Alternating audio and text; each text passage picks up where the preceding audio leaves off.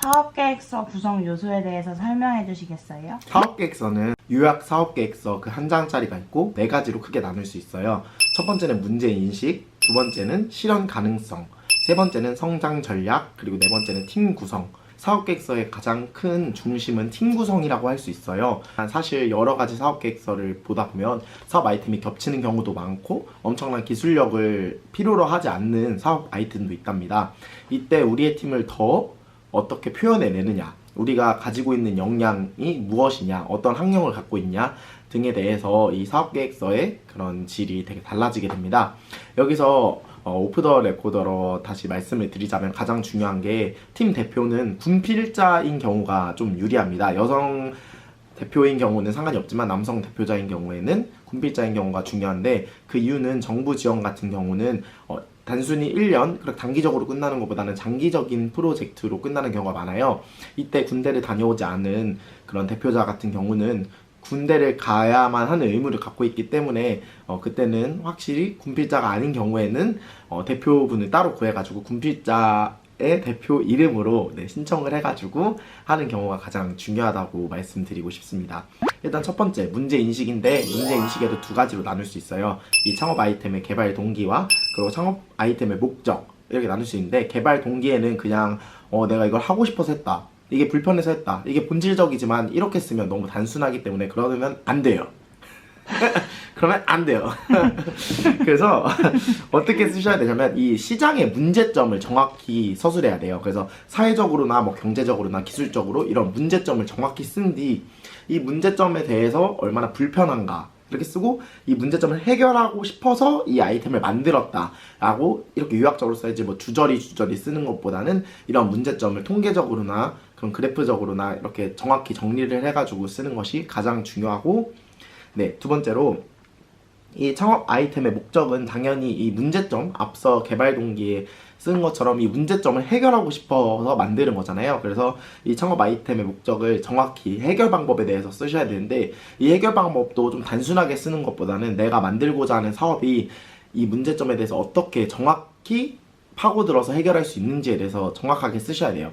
그래서 이때 창업 아이템에 대해서 주구절절 쓰는 것보다는 우리가 창업 아이템으로 어떠한 문제점을 해결할 수 있다, 그래서 우리가 추구하고자 하는 그 목표가 무엇인가에 대해서 정확히 쓰시는 게 가장 중요하다고 말씀드리고 싶습니다. 두 번째는 실현 가능성인데요. 두 가지로 나눌 수 있어요.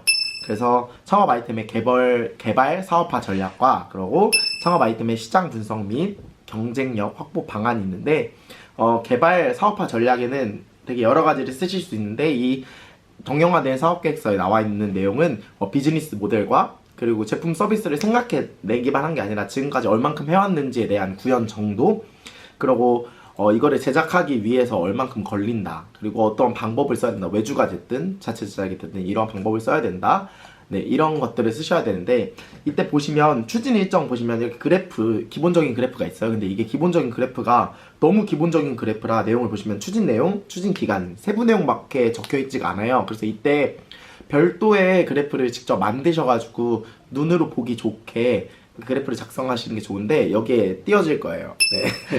이런 식으로 그래프를 만드셔서 사용하시면 좋을 것 같습니다.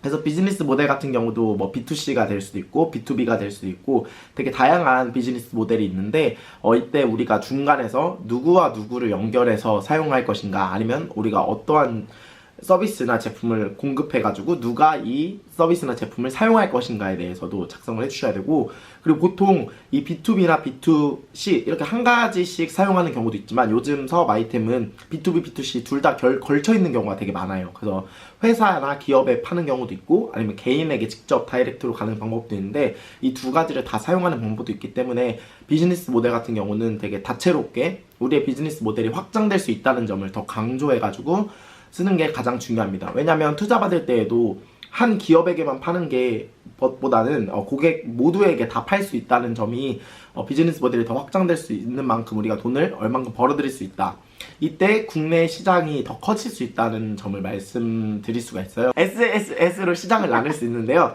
크게 우리가 목표로 하고자 하는 시장, 그리고 거기서 더 큰 시장, 그리고 우리가 최대로 우리가 이 점유율을 100% 가져갔을 때 가질 수 있는 시장 이렇게 크게 나눌 수 있는데 사실 이 시장 점유율 중에 1%라도 차지할 수 있다면 이거는 사업 가능성이 있는 거예요. 이 1%가 별거 아닌 것처럼 보이지만 이 국내 최대 시장이 엄청 큰 경우에는 1%로도 되게 큰 금액을 가져가는 거거든요. 뭐 예를 들어서 라면 시장이 있잖아요. 그 편의점에 파는 다양한 라면들이 있는데 그 라면들을 다 팔고 있는 이유는 단 1%라도 시장 점유율을 갖고 있기 때문에 파는 거예요. 그만큼 사는 사람이 많으면 그 1%도 금액이 커지기 때문에 그 부분에 대해서 정확히 쓰셔야 되지, 너무 허무맹랑하게 우리가 시장 점유율을 20%, 30% 가져가겠다 이러기보다는 차근차근 기간에 따라서 1%를 가져가겠다, 몇 프로를 가져가겠다 이렇게 차근차근 쓰시는 게 더 합리적이고 가능해 보이는 사업계획서가 될 수 있습니다.